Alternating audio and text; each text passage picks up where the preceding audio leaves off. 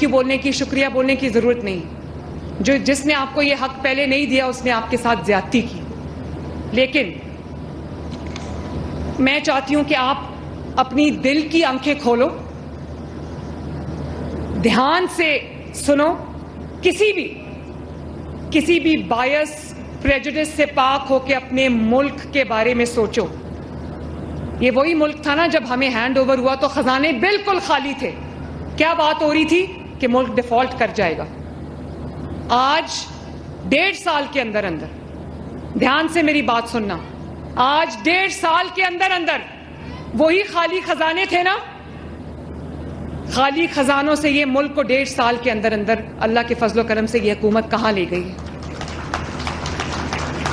سفارتی لحاظ سے، ایک سیکنڈ بچے، سفارتی لحاظ سے یہ ملک بالکل اکیلا تھا. کوئی ملک پاکستان کو پوچھتا نہیں تھا، بلکہ پاکستان کو ایک فیلڈ سٹیٹ قرار دیے جانے کا خطرہ ہمارے سروں پہ منڈلا رہا تھا.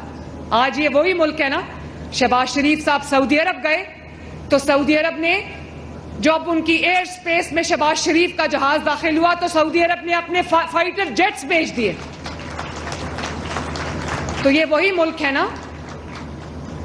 اللہ تعالیٰ ہر سفارتی محاذ پہ کامیابی دے رہا ہے. شہباز شریف جب غیر ملکی سربراہان کے ساتھ کھڑے ہوتے ہیں تو لگتا ہے ان کے پرانے دوست ہیں.